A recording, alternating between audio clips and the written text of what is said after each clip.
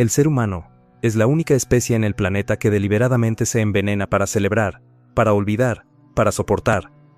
Cada fin de semana, millones de personas en todo el mundo levantan una copa, brindan por la vida, y vierten en sus cuerpos una sustancia que sus propios órganos reconocen inmediatamente como tóxica. No es una exageración poética ni un juicio moral simplista, es bioquímica pura. El etanol que contiene cada trago es procesado por el hígado como lo que realmente es, un veneno que debe ser neutralizado antes de que cause un daño irreversible, y sin embargo, esta práctica no solo es aceptada, es celebrada, romantizada, institucionalizada en cada rincón de la cultura global. Hay algo profundamente perturbador en esta paradoja, algo que revela no solo los límites de la racionalidad humana, sino también la eficacia aterradora de los sistemas que convierten el daño en tradición, y la adicción en identidad. La historia del alcohol es también la historia de la civilización, y eso debería preocuparnos más de lo que nos enorgullece. Desde las primeras fermentaciones accidentales de frutas en la antigua Mesopotamia, hasta los destilados sofisticados de la modernidad, el alcohol ha acompañado cada etapa del desarrollo humano.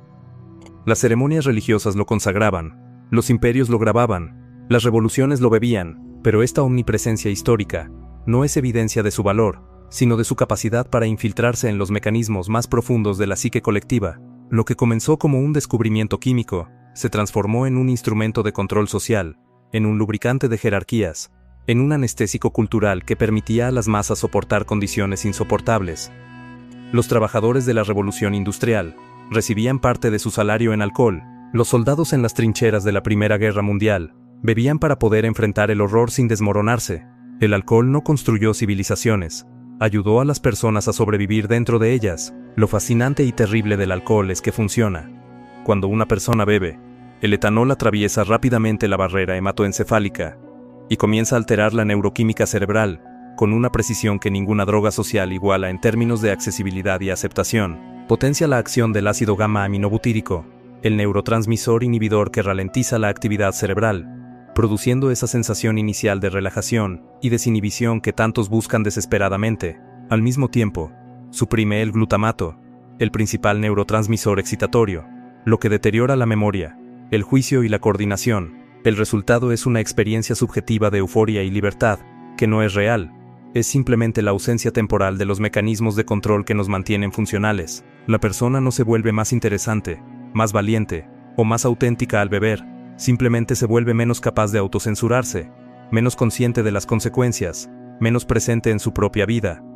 Y llama a eso diversión. Pero el engaño verdadero no ocurre durante la intoxicación, sino en el sistema de creencias que la rodea. La sociedad ha construido un andamiaje mitológico alrededor del alcohol tan sólido, que cuestionar su consumo se percibe como un ataque a la libertad personal, a la camaradería, incluso a la masculinidad o la sofisticación. Beber es sinónimo de celebración, de éxito, de romance. Las películas muestran a los protagonistas bebiendo whisky cuando toman decisiones importantes. Las series presentan el vino como símbolo de buen gusto. Las canciones glorifican la borrachera, como un acto de rebeldía o de liberación. Esta narrativa no es accidental, es el resultado de décadas de publicidad agresiva, de lobbying corporativo, de normalización sistemática de una industria que genera cientos de miles de millones de dólares al año vendiendo dependencia disfrazada de estilo de vida. Cada botella vendida representa no solo un producto, sino una promesa incumplible, la promesa de que el placer vale más que el precio, y el precio es catastrófico. El alcohol es responsable de más de 3 millones de muertes al año en todo el mundo, según las estimaciones más conservadoras. Enfermedades hepáticas, cánceres de múltiples tipos, trastornos cardiovasculares, daño neurológico irreversible. Pero estas cifras clínicas no capturan la totalidad del daño. No contabilizan las relaciones destruidas, los talentos desperdiciados, las vidas que transcurren en una nebulosa de mañanas perdidas y noches olvidadas. No incluyen a los hijos que crecen en hogares donde el alcohol determina el clima emocional, donde la violencia está a un trago de distancia, donde el amor está condicionado por el estado de sobriedad de quien debería protegerlos. No miden el costo psicológico de vivir en una cultura que te enseña que necesitas intoxicarte para ser sociable, para ser interesante, para pertenecer. La verdadera devastación del alcohol no está solo en lo que destruye directamente, sino en todo lo que impide que florezca. El cerebro humano es un órgano de una complejidad casi incomprensible, el producto de millones de años de evolución, capaz de crear arte, de resolver ecuaciones, de amar con una intensidad que desafía toda lógica. Y este mismo cerebro puede ser rehén de una molécula simple. El alcohol no solo causa daño mientras está presente en el sistema, reconfigura los circuitos neuronales para que anhelen su regreso. La tolerancia se desarrolla rápidamente.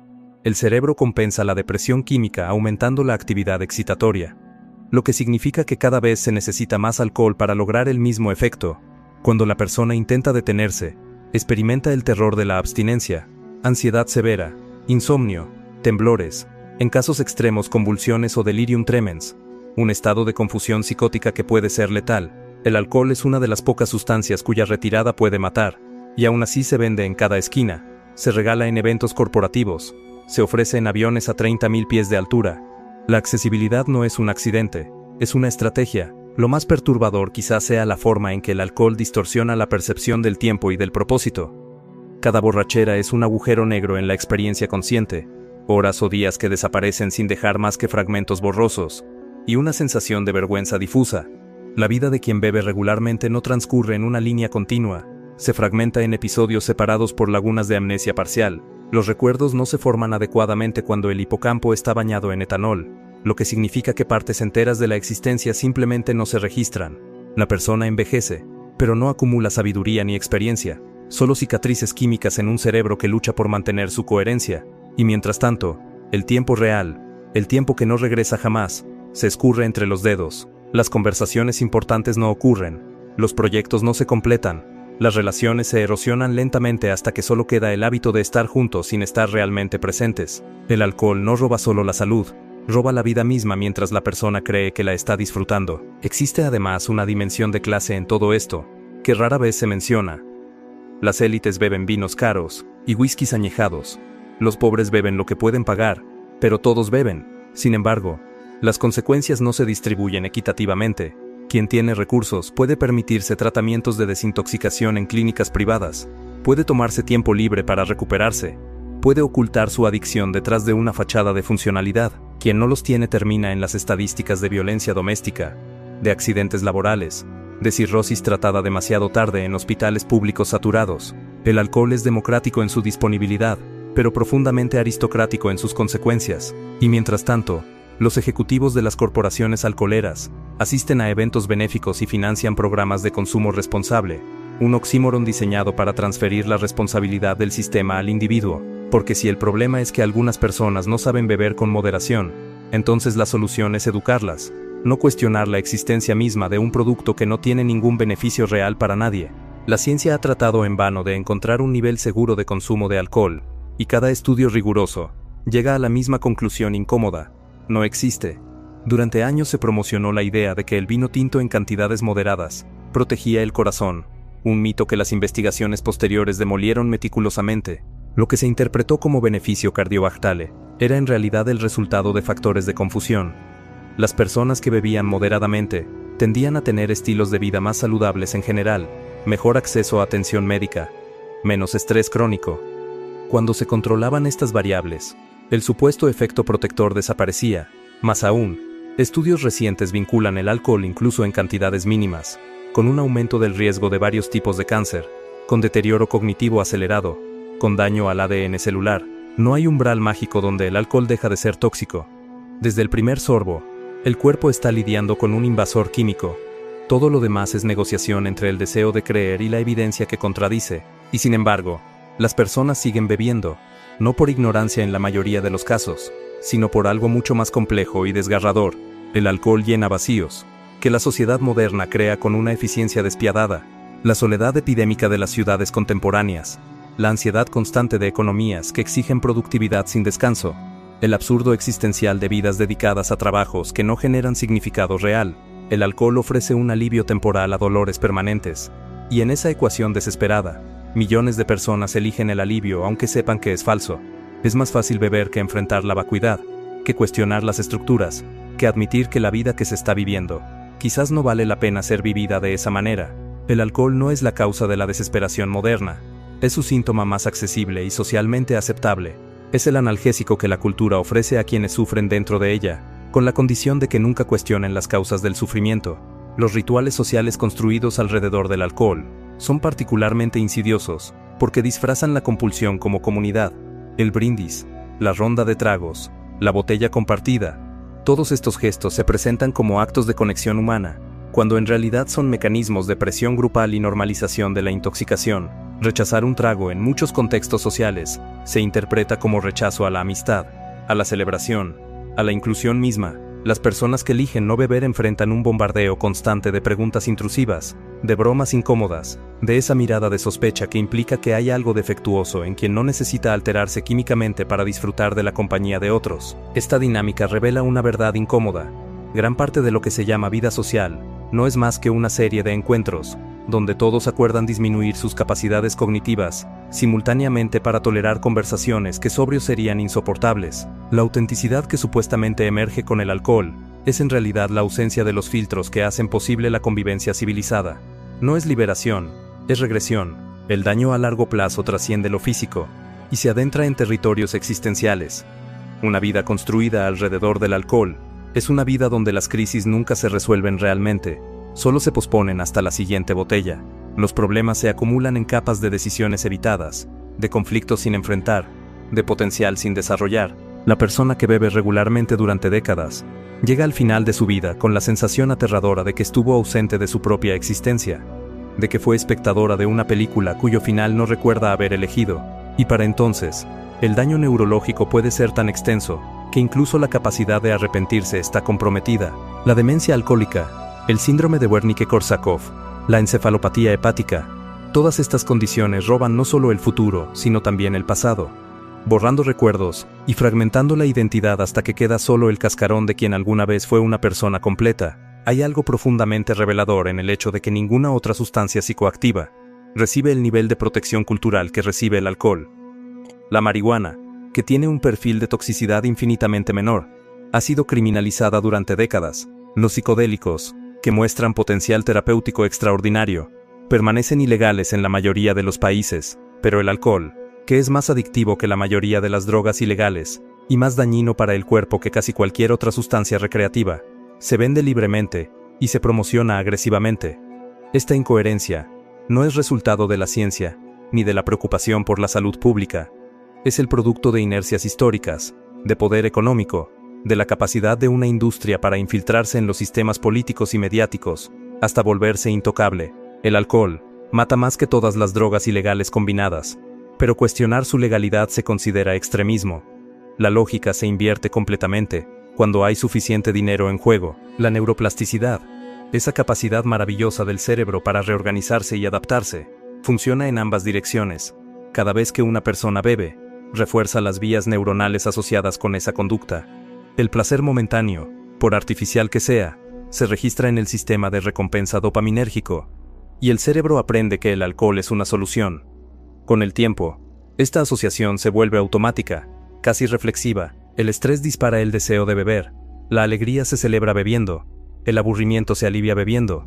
El alcohol deja de ser una elección consciente y se convierte en la respuesta predeterminada a cualquier estado emocional. Y lo más insidioso es que este proceso ocurre gradualmente, sin que la persona note que está cediendo el control de su vida a una botella. Se despierta un día y descubre que no sabe cómo manejar sus emociones sin alcohol, que no recuerda cómo era sentirse entero sin estar intoxicado. Para entonces, detenerse no es solo una decisión de voluntad, es una reconstrucción completa de la arquitectura psicológica. La industria publicitaria del alcohol merece un análisis particular, porque ha perfeccionado el arte de vender miseria disfrazada de aspiración. Los comerciales no muestran cirrosis ni familias destruidas, muestran belleza, éxito, romance, aventura, cuerpos perfectos en playas paradisíacas, fiestas llenas de gente hermosa y feliz, hombres seguros de sí mismos, y mujeres sofisticadas, todos con una bebida en la mano, como si fuera el accesorio que completa la vida ideal. Esta representación no es ingenua, es calculadamente deshonesta. Asocia el producto con todo lo que las personas desean, y oculta meticulosamente todo lo que el producto realmente produce. Es manipulación psicológica en su forma más refinada, aprovechando las inseguridades y aspiraciones humanas para vender adicción, y funciona porque las personas quieren creer que existe un atajo hacia la confianza, hacia la pertenencia, hacia la sensación de estar viviendo plenamente. El alcohol promete ese atajo, y cuando falla en entregarlo, la persona asume que el problema está en ella, no en la promesa. Los jóvenes son especialmente vulnerables a esta trampa, y no por casualidad. Las campañas de marketing se dirigen específicamente a ellos, porque son cerebros en desarrollo, más susceptibles a la adicción, más influenciables, más desesperados por encontrar su lugar en un mundo que se presenta cada vez más hostil e incomprensible. La adolescencia y la adultez temprana son periodos de formación de identidad, y el alcohol se inserta en ese proceso como un elemento constitutivo. Beber se convierte en parte de lo que significa ser adulto, ser libre, ser interesante. Para cuando la persona tiene 30 años, puede haber pasado una década reforzando patrones neurológicos de consumo, sin siquiera cuestionarse si eso es lo que realmente quiere, o simplemente lo que aprendió a hacer. Y el daño cerebral causado por el alcohol en cerebros jóvenes es particularmente severo, afectando áreas responsables del juicio, del control de impulsos, de la planificación a largo plazo. Se está moldeando una generación con capacidades cognitivas, comprometidas desde antes de que tengan oportunidad de desarrollarse completamente. Existe también una dimensión de género que no puede ignorarse. Las mujeres metabolizan el alcohol de manera diferente a los hombres, tienen menos agua corporal para diluirlo, producen menos enzimas para procesarlo. Esto significa que la misma cantidad de alcohol causa más daño en un cuerpo femenino. Sin embargo, las tasas de consumo entre mujeres han aumentado dramáticamente en las últimas décadas, en parte porque la industria identificó un mercado sin explotar y diseñó productos específicamente para ellas: cócteles dulces, vinos rosados, bebidas que no saben a alcohol, pero contienen la misma dosis de toxicidad. El feminismo malentendido celebra esto como igualdad, como si el derecho de las mujeres a destruir sus hígados al mismo ritmo que los hombres fuera una victoria progresista. Mientras tanto, el cáncer de mama vinculado al consumo de alcohol aumenta. Los embarazos afectados por el síndrome alcohólico fetal persisten, y nadie quiere hablar de la conexión entre el consumo femenino de alcohol y la epidemia de ansiedad y depresión que las afecta desproporcionadamente. La mentira del beber socialmente, o con moderación, merece un desenmascaramiento final. Estas categorías son inventos lingüísticos que permiten a las personas evitar enfrentar la verdad de su relación con el alcohol. ¿Cuánto es moderado? Las definiciones varían según quien pregunta, y qué está tratando de justificar. Lo que es constante es el daño acumulativo. No existe un órgano en el cuerpo que se beneficie del alcohol. El hígado que lo procesa lo hace porque no tiene alternativa, no porque sea bueno para él. El corazón que late bajo su influencia lo hace a pesar del alcohol, no gracias a él. El cerebro que funciona intoxicado lo hace con una fracción de su capacidad, compensando desesperadamente la interferencia química. Llamar moderación a una intoxicación regular es simplemente negación sofisticada. Es la manera en que las personas se permiten continuar con un hábito dañino, sin tener que reconocer que están dañándose deliberadamente. Cada botella vendida representa una transacción, donde alguien gana dinero y alguien pierde salud.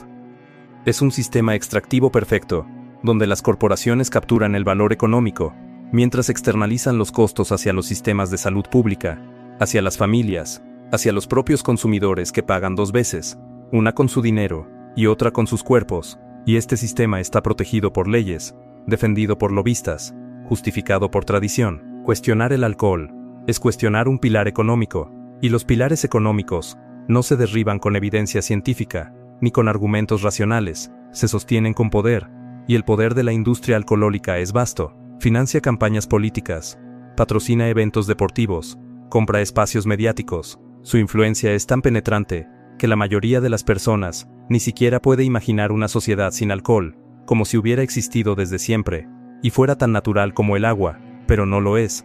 Es una sustancia psicoactiva adictiva, que la civilización ha elegido normalizar, y esa elección está matando a millones. Lo verdaderamente aterrador no es que el alcohol sea tan dañino, sino que las personas lo sepan, y aún así elijan el daño. Vivimos en una era de información sin precedentes. Los estudios están disponibles, las estadísticas son claras, las historias de vidas arruinadas están en todas partes. Y aún así, los bares siguen llenos, las bodegas prosperan, las celebraciones giran alrededor de botellas. Esto sugiere algo oscuro sobre la condición humana contemporánea. La voluntad de autodestrucción no es un bug, es una feature. Es la respuesta lógica a un mundo que exige demasiado y ofrece muy poco a cambio. El alcohol es el acuerdo tácito que la sociedad hace consigo misma. Puedes sufrir, puedes estar atrapado en trabajos sin sentido, puedes vivir en soledad y ansiedad constante, pero al menos tendrás este escape, esta pequeña muerte temporaria que te permitirá soportar hasta el próximo fin de semana. Y en ese acuerdo repugnante, todos pierden excepto quienes venden las botellas. Dejar de beber no es simplemente abstenerse de una sustancia, es despertar de un sueño colectivo, es ver con claridad brutal todo lo que el alcohol ocultaba.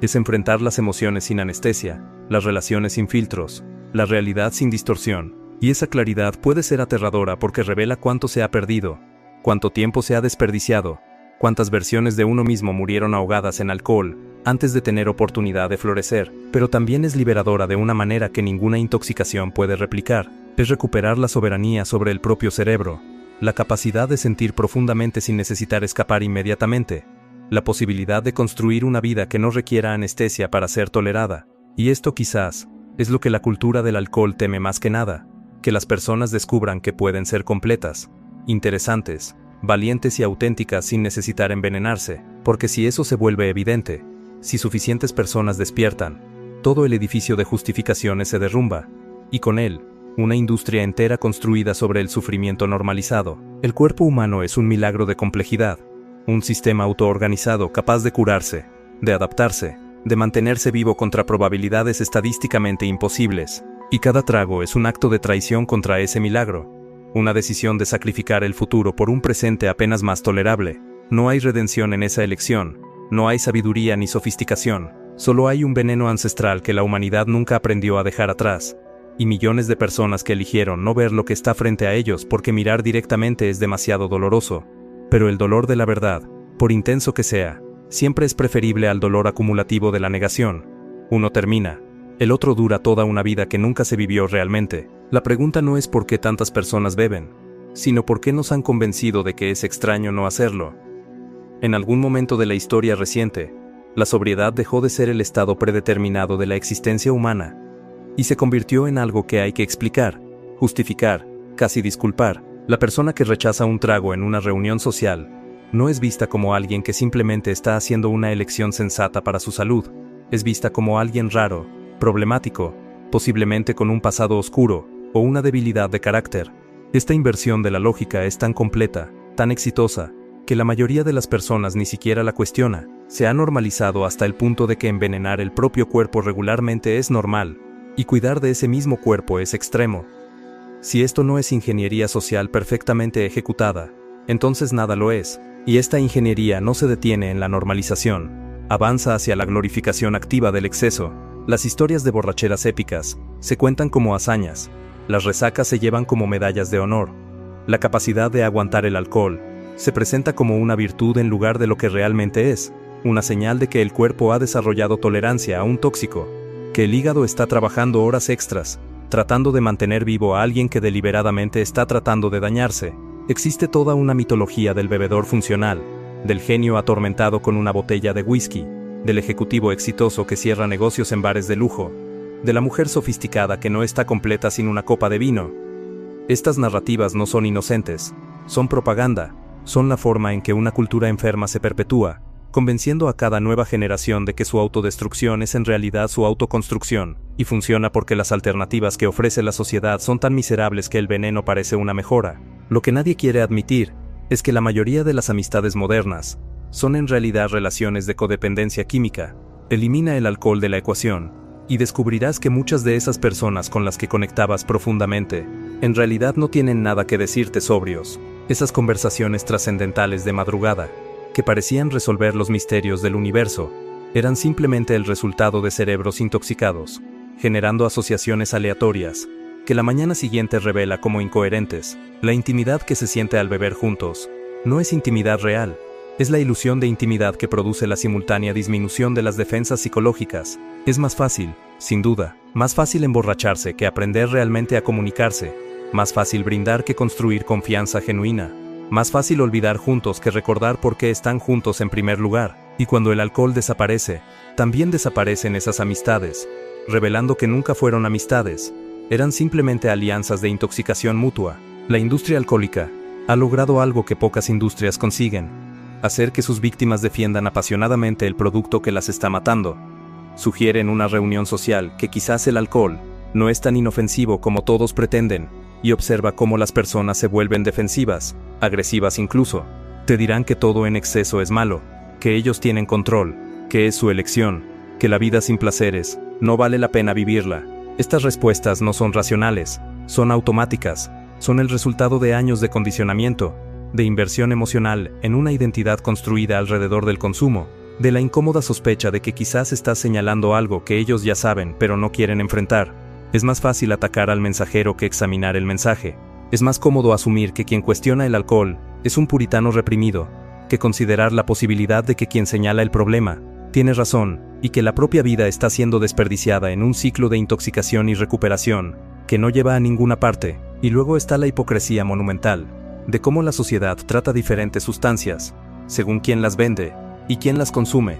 Un joven que fuma marihuana es un drogadicto que necesita rehabilitación, pero un ejecutivo que bebe 3 martinis en el almuerzo es simplemente alguien que sabe vivir. Un estudiante que experimenta con hongos psilocibios puede arruinar su futuro con antecedentes penales, pero ese mismo estudiante puede emborracharse hasta perder la conciencia cada fin de semana, y eso se considera una parte normal de la experiencia universitaria.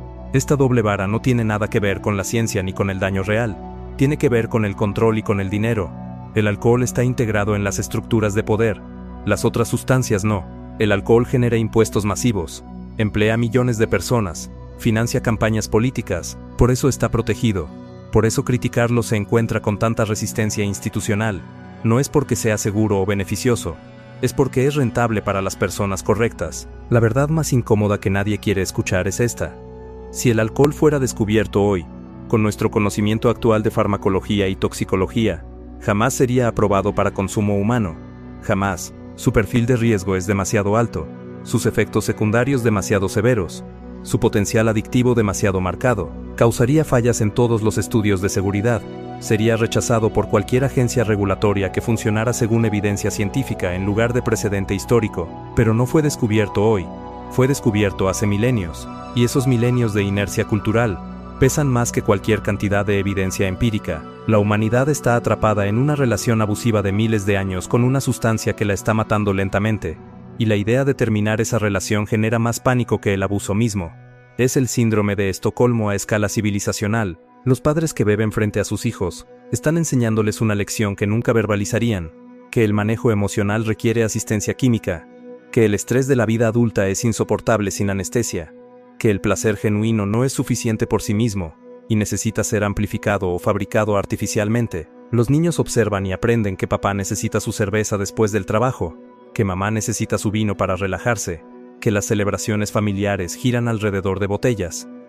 Y luego, cuando esos niños crecen y desarrollan sus propias relaciones disfuncionales con el alcohol, los mismos padres se preguntan dónde aprendieron esos hábitos. La respuesta está en cada cena familiar, en cada celebración, en cada momento donde el alcohol fue presentado como la solución normal a los problemas normales de existir. La adicción se transmite no solo genéticamente, se transmite culturalmente, de generación en generación, hasta que familias enteras están atrapadas en patrones de consumo que nadie cuestiona porque todos participan. Lo que la publicidad nunca muestra es la mañana después, y no solo la resaca física, sino la resaca existencial.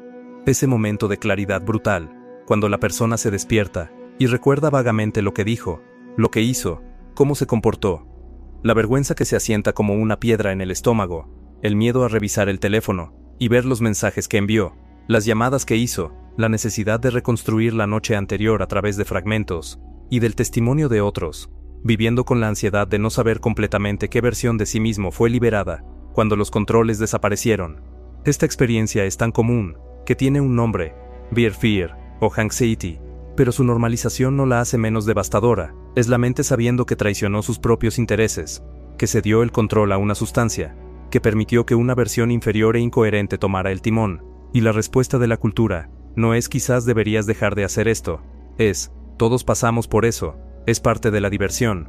No lo es parte del daño. Las estadísticas de violencia vinculada al alcohol son tan abrumadoras que deberían ser suficientes para clasificarlo como sustancia de alto riesgo social. Más de la mitad de los casos de violencia doméstica involucran alcohol, una proporción similar de agresiones sexuales, accidentes automovilísticos, ahogamientos, caídas fatales, homicidios. El alcohol está presente, en una cantidad desproporcionada de las formas en que los humanos se matan a sí mismos y entre sí, pero esta conexión se minimiza sistemáticamente. Se dice que el alcohol desinhibe tendencias violentas preexistentes, como si eso fuera una excusa en lugar de una acusación. Si una sustancia sistemáticamente desinhibe las peores tendencias humanas, si consistentemente convierte conflictos manejables en tragedias, entonces esa sustancia es un problema de salud pública de primera magnitud, pero llamarla así amenazaría demasiados intereses. Así que en lugar de eso, individualizamos el problema, culpamos a quienes no pueden manejar su alcohol, nunca a la sustancia misma, nunca al sistema que la promueve. Y hay algo profundamente cruel en cómo el alcohol se dirige específicamente a los más vulnerables. Los anuncios no se transmiten en horarios premium, cuando las personas exitosas y satisfechas están ocupadas con sus vidas ricas y plenas. Se transmiten durante programas que consumen las personas que están solas, aburridas, buscando algo que llene el vacío. Se colocan estratégicamente en vecindarios de bajos ingresos, donde la densidad de licorerías es significativamente mayor que en áreas prósperas. Se comercializan agresivamente en comunidades, donde la desesperación económica ya está causando estragos. El alcohol no es el gran ecualizador que pretende ser, es un predador que identifica debilidad y la explota. Las comunidades indígenas devastadas por el alcoholismo, los barrios empobrecidos, donde la cerveza barata es más accesible que el agua limpia, los veteranos de guerra automedicando su trauma postraumático con whisky, porque el sistema de salud los ha abandonado.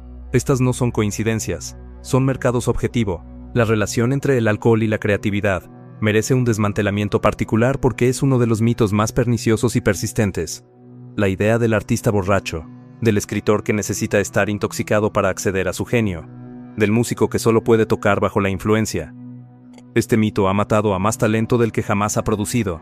Por cada historia de un Ernest Hemingway o un Charles Bukowski, hay miles de personas cuyo potencial creativo fue ahogado antes de que pudiera florecer. El alcohol no produce creatividad, la sabotea, interrumpe la consolidación de memoria necesaria para el aprendizaje, daña las redes neuronales involucradas en el pensamiento abstracto, reduce la capacidad de atención y concentración requeridas para cualquier trabajo creativo serio. Lo que el alcohol sí produce es la ilusión de creatividad, esa sensación de que las ideas están fluyendo brillantemente cuando en realidad son fragmentadas e incoherentes. La prueba está en los cuadernos de los borrachos, llenos de genialidades anotadas a medianoche que la luz del día revela como tonterías pretenciosas. El mito persiste porque romantizar la autodestrucción es más fácil que admitir que el genio florece a pesar del alcohol, nunca gracias a él. Cada año, las farmacéuticas desarrollan medicamentos que pasan por años de pruebas rigurosas, antes de ser aprobados.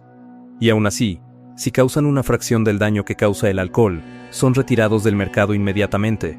Pero el alcohol, que contribuye a más de 200 tipos diferentes de enfermedades y lesiones, que es cancerígeno confirmado, que causa daño cerebral irreversible, está disponible las 24 horas en muchos lugares, se vende en gasolineras, en supermercados al lado de los cereales, en aeropuertos donde las personas esperan sus vuelos. Esta accesibilidad omnipresente no es un accidente ni un derecho natural, es una decisión política y económica. Es el resultado de una industria que ha capturado completamente los mecanismos regulatorios que deberían controlarla. Y mientras tanto, las personas se envenenan creyendo que están ejerciendo su libertad, sin entender que la verdadera libertad requeriría información completa, alternativas reales, y una cultura que no castigue la sobriedad como desviación. La ironía final es que en una época obsesionada con la salud, con la optimización personal, con el biohacking, y los suplementos y las dietas perfectas, el alcohol permanece incuestionado en las rutinas de millones, que de otra manera están obsesionados con maximizar su rendimiento. Personas que no tocarían un refresco por el azúcar, pero se beben una botella de vino cada noche. Individuos que cuentan meticulosamente sus macronutrientes, pero no consideran el impacto metabólico del alcohol. Atletas que entrenan sus cuerpos hasta el límite, y luego los inundan con etanol los fines de semana. Esta disonancia cognitiva es tan masiva que solo puede mantenerse mediante una compartimentalización activa, una negativa deliberada a conectar los puntos entre el consumo de alcohol y todos los problemas de salud que se están tratando de resolver mediante otros medios. El alcohol sabotea el sueño, destruye la testosterona, interrumpe el metabolismo, causa inflamación sistémica, inhibe la síntesis de proteínas. Es literal y científicamente imposible optimizar la salud mientras se consume alcohol regularmente. Pero admitir esto requeriría cambios que las personas no están dispuestas a hacer. Así que en lugar de eso, simplemente no lo admiten.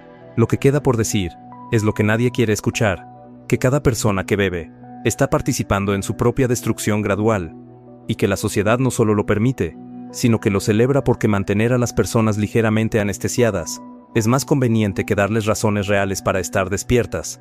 El alcohol es el opio de las masas modernas, más efectivo que cualquier religión, porque no promete el paraíso después de la muerte. Promete el olvido ahora, y en un mundo diseñado para generar ansiedad constante, para extraer valor de cada momento. para convertir la existencia humana en combustible para sistemas que no sirven a ningún propósito humano genuino. El olvido es la mercancía más valiosa. Por eso el alcohol prospera, no porque haga la vida mejor, sino porque hace que la vida mala sea soportable. Y mientras nadie cuestione por qué la vida necesita ser hecha soportable en lugar de realmente vivible, las botellas seguirán llenándose, y los cuerpos seguirán vaciándose, en una transacción donde todos pierden excepto quienes nunca beben de su propio veneno.